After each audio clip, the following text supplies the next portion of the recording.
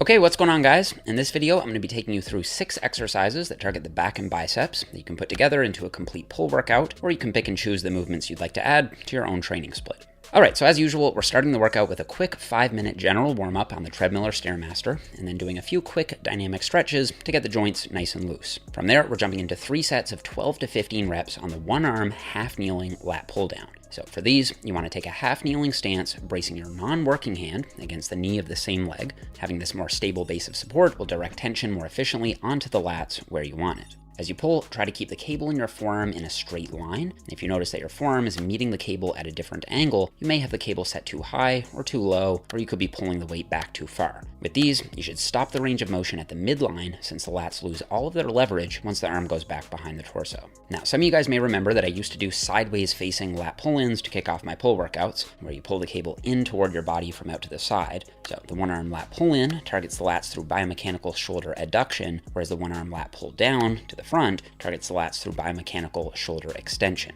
And both will hit the lats effectively. However, over the last couple of years, I found that some people feel a better mind-muscle connection with their lats by pulling down to the front rather than pulling in from the side. That could be because the teres muscles overpower the lats for some people with the pull-in, but both the teres and the lats perform both biomechanical functions, so I suspect this is mainly just an individual thing. I can personally feel my lats firing on both, so I still use both periodically, although I have been favoring the pull-down over the pull-in lately. And as of now, until we get a direct hypertrophy study comparing the two, which doesn't exist yet, I'd say to just roll with whatever one you feel hitting your lats harder, or if you feel them both equally well, you can periodically rotate them in and out. Okay, after that we're doing one all-out AMRAP set for as many reps as possible on the pull-up. Now, normally on a pull day, I do multiple sets for pull-ups. However, since we already smashed our lats on the cables, I figured we'd just do one all-out set here. Also, I found that while calisthenic enthusiasts love pull-ups, a lot of bodybuilders don't seem to like them as much, and while I do think it's important that your training is enjoyable, I also think pull-ups are a great exercise worth including that you shouldn't avoid just because they're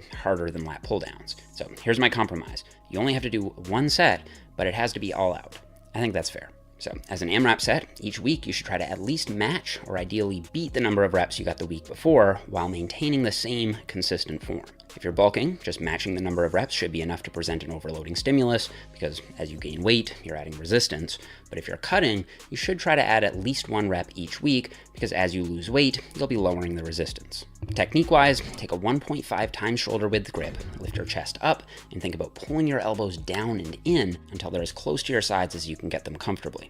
Assuming it's a straight bar, you should at least try to get your chin up over the bar, or at least try to get your chest to the same level as your hands. Also, if you can't do bodyweight pull-ups, you can use an assisted pull-up machine, or you can add assistance using a band. Just wrap the band around the bar, hook your foot into the bottom of the band, and it'll provide some assistance as you do your reps.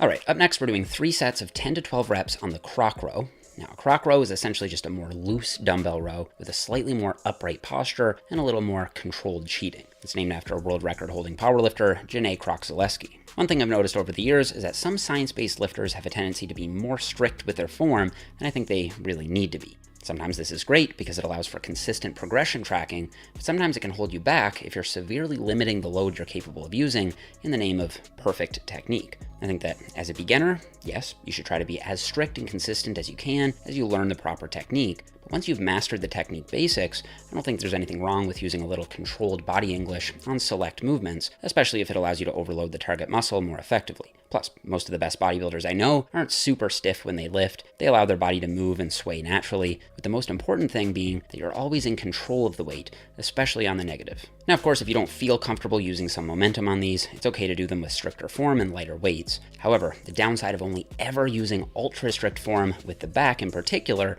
is that the strength curve of most back exercises is actually very unique in that it's super easy at the bottom and then much harder at the top. So if you stop at the first sign of any technique loss, let's just say you can't get that full squeeze at the top, so you terminate the set, you may be stopping well shy of the point of where your back is fully stimulated. So just using a little bit of momentum at the bottom can help your back approach that point of true exhaustion much more effectively. Obviously, I wouldn't use cheating on every exercise, but from time to time I think it can be useful as an intensity technique.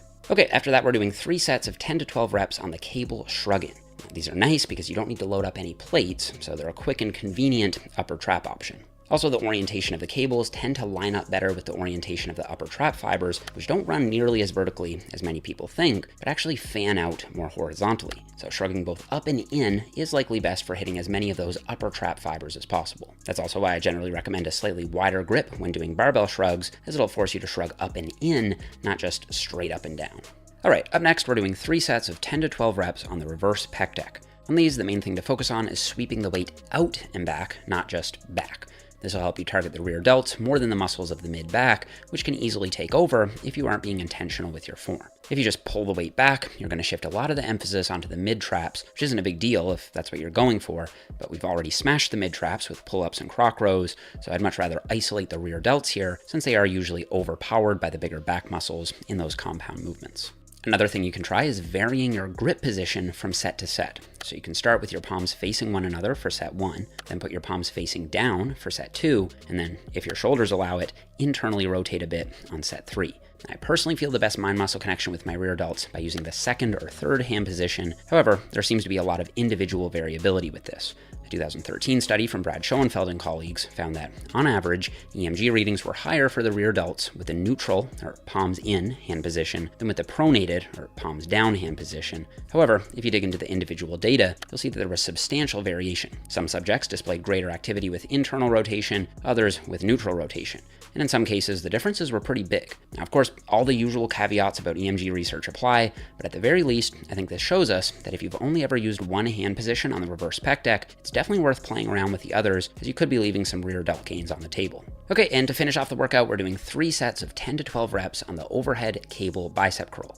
For this one, you want to kneel down and curl with your arm out to the side and up overhead. Now, I don't often do overhead curls because I've always found them to be a bit awkward, but I recently saw natural pro bodybuilders Alberto Nunez and Brian Miner doing these at the N1 training lab, where they were comparing 2 different shoulder positions on bicep curls, one with the arm down and one with the arm up. And they found that for both Alberto and Brian, there seemed to be a bias toward the long head of the biceps when the arm was held up overhead as opposed to down to the side. Now, just as a quick refresher, the long head of the biceps is the outside part and is what contributes more to that elusive bicep peak that so many people try to target. Now, obviously, I don't want to overstate the findings here. There are already a lot of limitations with EMG data, and as we already discussed from the Schoenfeld paper, muscle activation patterns are highly individual. However, I did find it interesting enough to start playing around with overhead curls again myself, especially since bicep peak has always been a weak point for me. So at the very least, I think it's one of those things worth experimenting with for yourself. This is usually the only bicep movement I do on this day, but if you feel like you need a little more extra direct volume for progress, feel free to include another couple sets of curls where the arm is more down to the side or stretched back behind the torso. Now, if you'd like to have all these workouts laid out in one place and organized into a progressive 12-week training program, you can check out my ultimate push-pull legs hypertrophy system over on jeffnipper.com. The workouts I've been doing in this series come from phase 1 of the program, which lasts for the first 6 weeks, and then after that, there are 2 entirely different phases designed to build on one another and keep things progressing. And if you'd like to learn more about that program and see if it's right for you and your goals, you can check out the first link in the description box down below. All right, that's it for this one, guys. Thank you so much for watching. Don't forget to leave me a thumbs up if you enjoyed the video, subscribe if you haven't already, and I'll see you guys all here in the next one.